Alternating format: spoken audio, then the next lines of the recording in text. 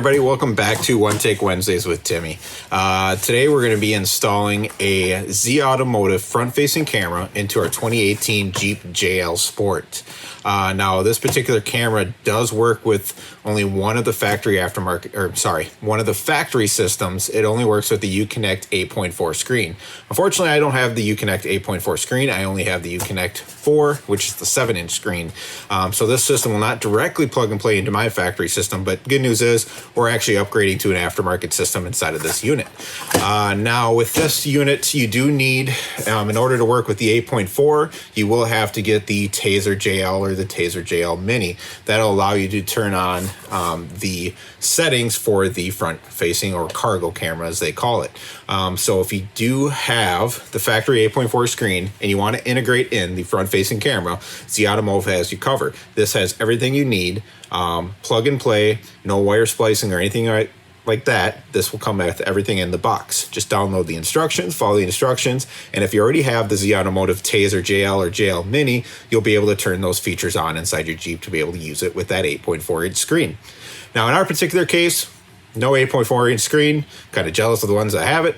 I actually started with the 5-inch screen. I've upgraded to the 7, and now today we're also going to upgrade to a 9-inch Pioneer screen, but we're going to use this front-facing camera to tie into that screen. So without further ado, let's see what's inside the box. Right off the bat, you have the wire harness, all the plugs, everything we need to plug in, plug and play factory system, all the proprietary Jeep plugs, as well as all of our AV plugs for the camera. Front facing camera. Now this camera here, as you can see, is designed to go into our Jeep grill. Unfortunately, it's not completely just plug and play into the front grill. You will have to do some slight modification, which I'll have some video of showing us modifying the grill. Good news is if you do ever need to revert it back, you can buy the grill pieces fairly inexpensively. Most people upgrade them anyways. So, but it does come with the power and AV plugs, as well as the camera and the bracket, and it should just clip into place once we've made those slight modifications. Last piece inside the box here are these AV cables. Now these AV cables are to be plugged into the factory harness. It comes with the, and I know it's a little hard to see on camera here, but they do have the pins. You just pin it into the empty slots. You'll follow the instructions to find out which one of those slots they go into, and it will give you the AV option inside of that 8.4-inch screen. Since we are not doing the 8.4-inch screen in this vehicle, we are upgrading to an aftermarket system. We're just going to go with the aftermarket plugs inside of our system that will have a option for us to add the front camera or additional cameras. So without further ado, the last thing you need is go to zautomotive.com where you can get all your instructions. It'll give you a step-by-step guide on how to put this in. So we'll show some of those steps there, but otherwise the instructions seem to be pretty easy to follow as far as I've seen. With that being said, let's get started.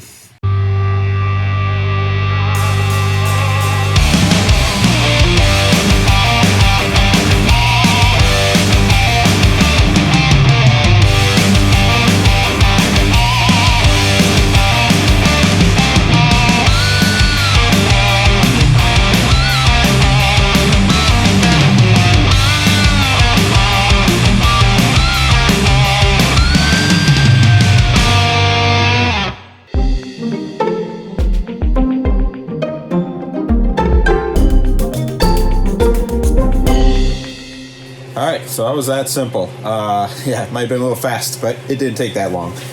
Camera is mounted in here. A couple things. I've made sure I kind of secured it with a little extra glue and everything because I didn't want it to move around. It wasn't really necessary. It was in there fairly tight, but I know how I treat my Jeep, and it's going to be going in some rough terrains at times, so I wanted to make sure it was extra secure, so I made sure I secured it in there with a little extra glue. Kit looks really good, went in super simple, very few modifications. I just had to clip out one of the honeycombs inside the grill, and it really just clipped right into place. When I routed the wire, I made sure I secured the wire along the way to make sure it was up and free of anything in there, because it does get messy in here and it does get wet, it does get muddy inside of there. I don't take it off a lot of mud trails, but there are times when puddles are in the way and you got to go through them, so we wanted to make sure it was secured. The two connections, there is a video and power connection. It does come with some shrink tube inside of there. I wish they would have supplied it a little more, and I didn't have enough in my stock to be able to to give myself a little bit larger chunk, but I did cut it in half. I was able to secure both of them up, so both connections are waterproof. I even threw a little extra Tesla tape over it just to make sure that I know I have a nice, clean, clear connection, and I don't have to worry about moisture and water and stuff getting into it. As you can see, we have some snow and ice buildup on the Jeep today because we are in the land of the Great White North, and it does get cold, blizzardy conditions out here, so I wanted to make sure I had a watertight connection.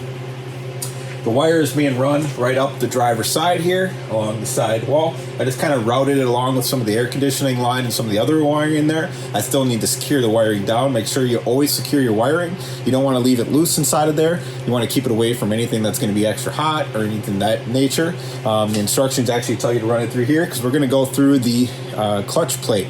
Now I don't have a manual transmission in this one. It is automatic. So I'll be able to go right through the clutch plate, drill a hole through there with the grommet and be able to seal that up so it's watertight and run it in there. If you do have the manual transmission, you will have to get a little more creative and find a place to go through the firewall. But we do need to get our wiring from the outside to the inside of the vehicle, one way or another through that firewall. So we're going to use the clutch plate in this particular case. Other than that, I'm going to finish securing down the wiring in here. I'll be able to shut my hood back down, and I'm all done with the outside of the vehicle. From here on out, it'll be all my connections going into the radio. Just run the wire harness that you have here through the driver's side into the radio cavity. It's pretty easy to do if you've done any type of work on a Jeep before. So just get that part done there, wiring up top. Next thing is I still have to put an aftermarket radio in here. I'll figure out the wiring from there and get it up. Once I have everything up and running, I'll show you some video of how both cameras look on the aftermarket system. So thanks for following.